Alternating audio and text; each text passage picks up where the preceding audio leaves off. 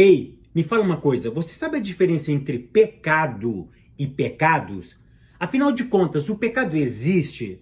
Será que realmente eu posso lutar contra o pecado? Porque o bem que eu quero, eu não consigo fazer. E o mal que eu não quero, eu vira e mexe, eu estou fazendo. Essas e outras questões serão respondidas nesta videoaula, então não percam.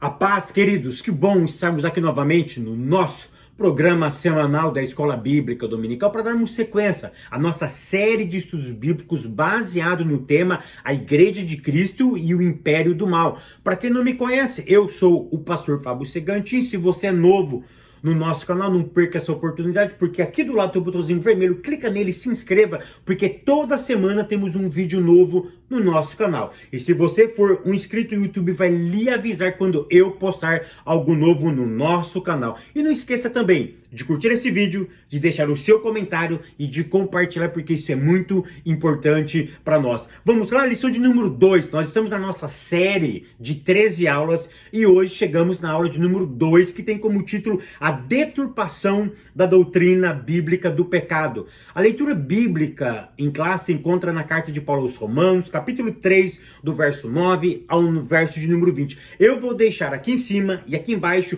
uma videoaula específica que eu fiz acerca de Romanos capítulo 3, tá bom? Vai estar aqui em cima, vai estar aqui embaixo. É uma lição muito antiga, mas muito profunda. Então, hoje nós vamos focar no quê? A doutrina do pecado. O que é pecado? O que é pecados? Antes de nós adentrarmos, você precisa saber de 3 verdades. Primeira verdade, o pecado é uma realidade. Nunca negue o pecado. Nunca deixa permitir na sua mente que o pecado não existe, que ele é uma inverdade, que ele é fruto da imaginação humana. Ele não é fruto da imaginação humana. Ele não é fruto de uma sociologia. Ele não é fruto das relações pessoais. O pecado é algo ontológico, é algo do ser. Está dentro de nós. Queira você ou queira não, ele está em você. Ele reina em você. Ele mora em você. Ele está aí dentro. Ele mora dentro de você. Não tem como negar a sua existência.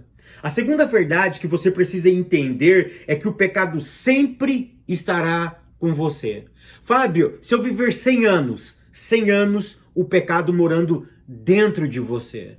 Enquanto você existir, o pecado vai estar dentro de você. A terceira verdade que você precisa entender é que podemos viver sem o domínio do pecado. Olha que notícia belíssima. É isso que o Evangelho nos propõe. O Evangelho apresenta que o pecado está em nós, ele mora em nós, não tem como nós tirar ele, abandoná-lo, dizer para ele, sai da minha vida, deixa eu em paz, não mora mais dentro de mim. Não tem como mais eu negar essa realidade. Mas uma outra verdade bíblica que a Bíblia nos garante é que eu posso viver sem o domínio dele. Ele está, mas ao mesmo tempo não estará. Por quê? Ele está, mas estará mortificado. Ele não estará operante, fazendo aquilo que lhe apraz. Existirá uma outra força que combaterá ele, e ele estará inerte, ele estará inoperante, enquanto o Espírito de Deus estiver dominando a minha, a tua, a nossa existência. Depois que você entendeu isso, vamos para o tópico primeiro, o ensino bíblico da natureza pecaminosa. Ponto 1, definição de pecado. Eu preciso entender o que é pecado. Eu sei que no hebraico existe no mínimo 3 palavras para o pecado. Eu sei que pecado é errar o alvo, ratar. Existe avon, que é um pecado deliberado ou não deliberado. Existe também o termo pessar. Pessar não é pessar, pessar. Eu sei que existe todas essas terminologias em hebraico, mas o que eu quero que você entenda é o seguinte, que existe uma grande diferença entre pecado e pecados. O que é pecado no singular? Pecado no singular é a tentativa humana de divinizar. É quando eu quero viver sem Deus. É uma tentativa humana de eu me tornar dono da minha própria existência. Porque esse é o pecado de Adão, viver igual a Deus. Olha o que a serpente disse para Eva: Eva, quando você comer desse fruto, você será igual a Deus. Isso deu inveja, isso deu um desejo em Eva de ser igual àquele ser que ela se relacionava. E ela pensou: olha, eu preciso ser igual a ele, porque ele faz aquilo que ele quer. Ele faz aquilo que ele deseja. Ou seja, eu estou com inveja de Deus. Eu preciso me tornar igual a ele. Então o que é pecado? É uma vida independente. É quando eu me torno dono da minha própria existência. É quando eu autoexisto. E eu não preciso mais dele. Então, quando eu me autoexisto, quando eu quero existir fora dele, eu estou pecando, eu estou cometendo um pecado. E quando eu estou nesse pecado de divorciar-se de Deus, de ser dono da minha própria existência, eu vou pecando, eu vou cometendo pecados. Porque o que é pecados? É uma vida independente, é uma vida longe de Deus. Então o que é pecado? É matar Deus. Lembra da parábola do filho pródigo? O filho pródigo disse para o pai: eu não quero mais você, eu vou viver sem você. Eu vou viver longe da sua casa. Eu sou dono do meu próprio nariz. Me dá os meus pertences. Porque eu vou subsistir ou eu vou existir longe de você. E o que eu tenho, eu vou conseguir viver. Ele achava que aquilo que ele possuía era suficiente para manter ele pelo resto da vida. Mas um dia acabou. E quando acabou, ele percebeu, ele caiu em si, que ele não era autossuficiente, que ele precisava voltar para a casa do Pai, porque na casa do Pai sempre haverá vida. É na casa do Pai que há alimento, na casa do Pai que há força, é na casa do Pai que existe aquilo que ele precisa. Então o que é pecado? É matar Deus.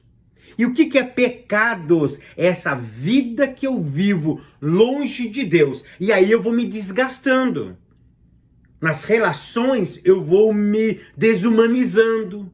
E enquanto eu me desumanizo, eu vou cometendo atrocidades. E essas atrocidades são os meus pecados. Porque o meu pecado é estar longe de Deus. E para eu manter longe de Deus, eu vou cometendo pecados. Ponto 2, a universalidade do pecado. Aqui você precisa entender um ponto que é muito importante. O pecado é um elemento externo que internalizou em nós. Ou seja, ele não estava em nós. Ele é um elemento externo. Ele estava do lado de fora. Olha o que Paulo diz. Paulo me afirma que o pecado entrou no mundo. Ou seja, ele não era desse mundo. O pecado já existia, mas ele não era dessa atividade, desse universo. A Bíblia diz que o pecado entra no mundo. Isso me ensina que o pecado é algo interno, é algo externo que internalizou dentro de mim. Uma outra verdade que eu aprendo na universalidade do pecado é que ele é um elemento, que ele é um intruso dentro da minha vida. O que é um intruso? Não pede permissão, ele entra. Ele planeja alguma forma de entrar em algum lugar sem ser convidado. E esse que é o intruso. Foi o que ele fez com Eva. Ele manipulou para poder entrar, para ter acesso a essa existência. Quem que abriu as portas para o pecado? Foi Adão e Eva. Adão e Eva abrem as portas do planeta Terra e o pecado então entra. Uma outra coisa que eu preciso entender na universalidade do pecado é que todos nascemos em pecado. Não nascemos pecando, nascemos em pecado. Olha o que diz o Salmo 51, verso 5, quando Davi diz: em pecado concebeu minha mãe. Aqui não está se referindo aos pecados de sua mãe. Aqui está se referindo na condição da mulher. Ou seja, a minha mãe, ela me concebeu. Quando eu fui concebido, eu nasci com uma condição para errar. Eu não nasci errando, porque pecar ou pecado se refere à condição humana. Eu não nasço pecando, cometendo pecados. Eu nasço com um potencial, com uma potencialidade em pecar. Ou seja, todos nós nascemos em pecado. O que significa com uma potencialidade? É por isso que não precisa ser nenhum teólogo para entender que quando nós nascemos, ninguém precisa ensinar o errado para nós. Uma vez orientando uma pessoa, conversando com uma pessoa, eu disse para essa pessoa, isso eu não sabia.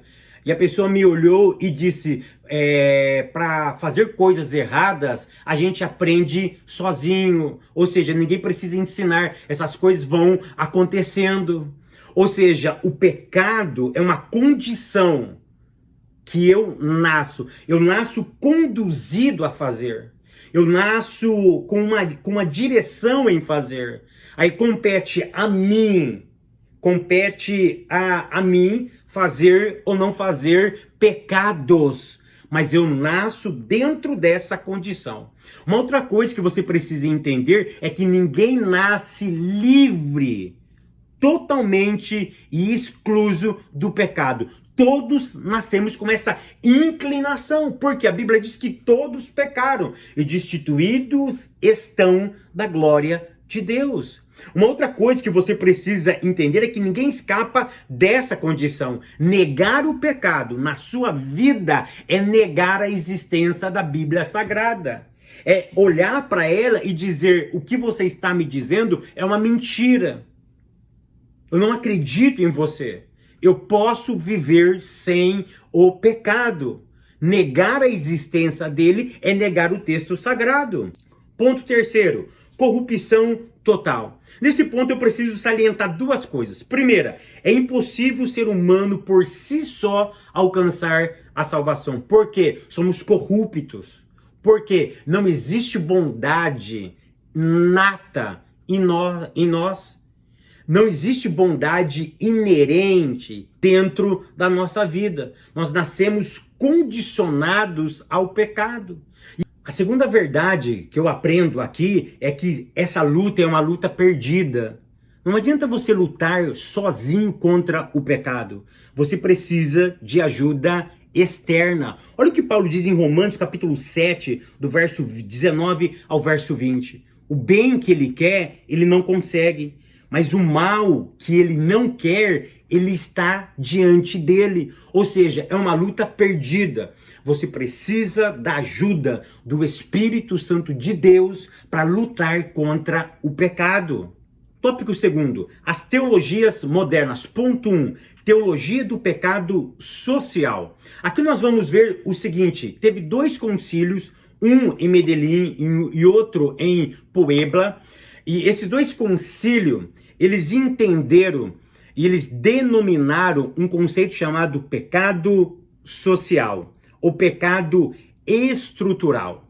O que eu quero que você entenda aqui é o seguinte, o que é o pecado social, o pecado estrutural? Eles entenderam que é toda atividade humana, econômica, política, que hierárquica, que segrega, que oprime classes na nossa sociedade. Por exemplo, o rico menosprezando o pobre. Eles entendem que isso é pecado social. Ou seja, essa opressão política que existe entre classes diferenciadas, eles chamam de pecado social. O que você precisa entender é o seguinte, a questão aqui não é quem está certo e quem está errado. A questão aqui é o seguinte, que o pecado social é uma evolução do pecado pessoal. Porque as classes, ambas ou uma, dominam a outra? Porque o pecado pessoal, aquilo que está dentro do ser humano, passa para a sociedade na questão de opressão Por que o rico oprime o pobre? Como, Fábio? Pagando maus salários. Por exemplo, na política, uma má distribuição de renda. Por que existe isso? Porque é uma evolução do pecado pessoal para o pecado social. Você precisa entender isso. Todas as vezes que eu me desumanizo, eu vou me afundando nas práticas do meu pecado. E quando eu não me definho propriamente, eu vou definhando quem está próximo de mim. E como eu vou definhando, estragando as minhas relações, quem está perto de mim? Aí existem vários e vários motivos e meios de eu me desumanizar, desumanizando o outro. E aí, baixo salário, má distribuição de renda, não cuidar do planeta Terra, porque eu sou bíblico e eu consigo entender que, eu já gravei uma aula sobre isso, que um homem espiritual, ele deve cuidar do planeta Terra. Um homem espiritual, ele deve ter um olhar para o pobre. O problema da teologia ou do pecado social é olhar somente para o lado social, que o social é capaz de solucionar todos os problemas do ser humano. E aqui me perdoa os psicólogos, os terapeutas, as pessoas que lidam com o comportamento humano, que aqui não existe nenhuma solução humana. Isso é intervenção divina. Eu não resolvo um problema ontológico do ser humano com ações humanísticas. Eu preciso de uma ação divina. E essa ação é do Espírito Santo de Deus. Mas eu preciso entender e concordar também que o pecado social é uma realidade. Existem pecados estruturais. Por quê? Porque é uma evolução do pecado pessoal. O pecado pessoal atinge a mim. E quando eu não me dou conta disso, eu vou atingindo quem está à minha volta. Então eu preciso tomar muito cuidado com o pecado pessoal, que ele vai evoluir para o pecado social. E aqui não tem ar de grandeza. Aqui é a desumanização. O pecado vai nos desumanizando. Então eu não posso acreditar que o pecado social ou a libertação do pecado social é uma forma de libertar integralmente a vida do ser humano. Ponto terceiro, liberalismo teológico. O que é um liberalismo teológico? É eu substituir a revelação sagrada pela experiência da razão. Ou seja, somente a razão é capaz de explicar todos os fenômenos sagrados. Tudo que está escrito na Bíblia, eu explico através da razão. Isso está equivocado. Eu não tenho como eu explicar textos sagrados que é revelados por Deus através da razão. Baseado nisso, eles vão relativizando o pecado. Ou seja, o pecado se está na esfera da razão, cada um pensa de um jeito, de uma forma, depende do local e do espaço aonde eu estou inserido, eu vou entendendo o que é pecado de forma relativizada. Tópico terceiro, a normalização do pecado. Ponto 1, crise ética e moral. O que é ética e moral? Eu vou deixar aqui em cima e aqui embaixo uma aula sobre ética e moral que eu fiz algum tempo atrás. Mas de forma muito simples, o que é ética? É o conjunto de regras. Por exemplo, tudo que você escreve, o Código Penal é a ética. O que é ética? É aquilo que eu normalizo, é aquilo que eu coloco como regra. E o que é moral? É a prática da ética, é a prática da lei. Então, se eu estou praticando, eu estou sendo moralista. Se eu estou escrevendo, fazendo padrões comportamentais, eu estou sendo ético. Então, o que é ética e moral? Ética é a escrita, moral é a prática. Aqui, eu preciso entender o seguinte, se a ética não estiver pautada na Bíblia, a moral fere Deus. Ou seja, toda regra humana que fere as Sagradas Escrituras está ferindo o próprio Deus.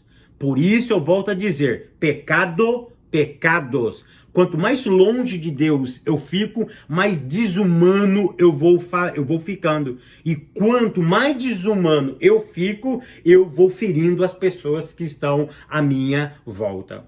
Ponto 2, a imoralidade sexual. Olha que interessante, a imoralidade sexual, ela é terrível. Por quê? Porque eu preciso que você entenda no mínimo 4 coisas. Primeiro, a decisão do que você faz com o seu corpo nunca vai ser sua, vai ser sempre de Deus. Por quê? Aí eu preciso ter a Bíblia como pauta. A Bíblia diz que eu sou templo do Espírito. Se eu sou o templo do Espírito, eu tenho que cuidar do meu corpo. E cuidar do corpo aqui envolve o aborto. Eu não posso apoiar nenhum tipo de aborto. Esses dias o meu filho disse, pai, eu apoio um tipo de aborto.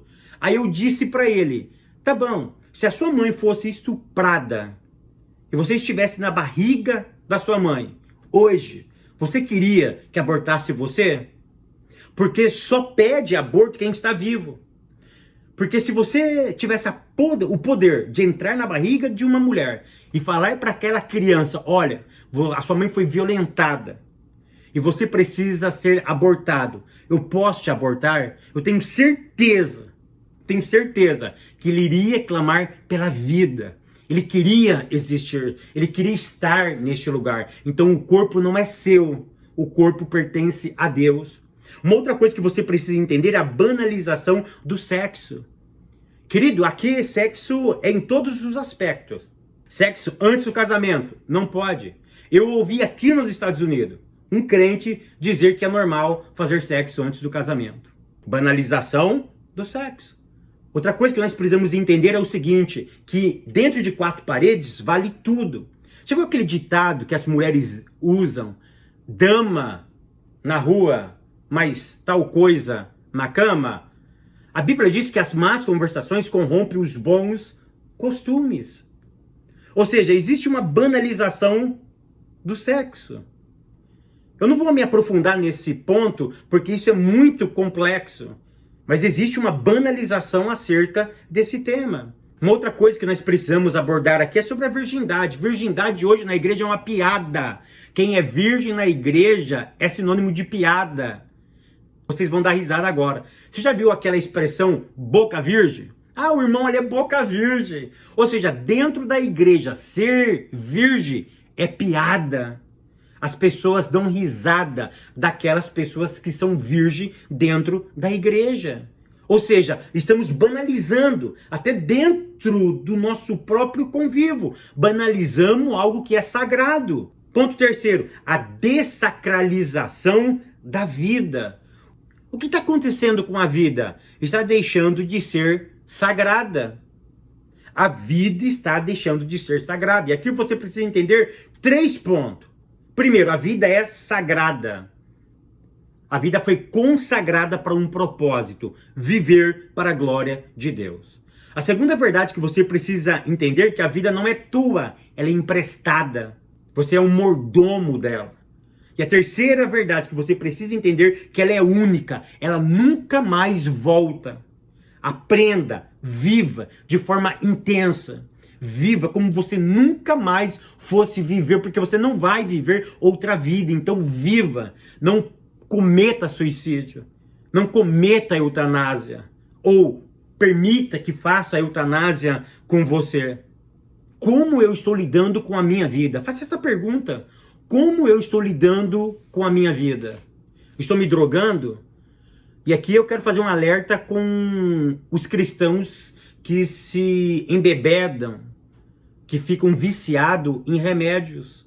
Cuidado, você está se desumanizando. Você está estragando o templo do Espírito Santo. Não faça disso um vício. Peça ajuda aos céus. Peça ajuda a pessoas, a terapeutas. E aqui vale tudo. Terapeuta, psicologia, filosofia, campanha de oração, vigília, vale tudo, mas lute pela sua vida. O que você está fazendo da sua vida? Uma coisa que precisa estar muito latente na nossa existência, que pecado sempre será pecado. pecado não mudou de lugar. O pecado não mudou de endereço. O pecado ainda existe. Ele precisa ser combatido. Mas graças a Deus que o Espírito de Deus nos dá força para nós vencermos a luta contra o pecado. O meu desejo é que você continue vencendo. Não desista dessa luta, porque você tem o Consolador. E o Consolador te ajuda, te protege a vencer cada dia essa batalha. Eu sei que não é fácil, mas você tem a ajuda dos céus. Você tem a ajuda de pessoas ao seu lado, que está dizendo para você, você pode, porque o Espírito de Deus te ajude. Que o Eterno continue te abençoando, te guardando, te prosperando. Eu te espero no próximo vídeo, querendo Deus.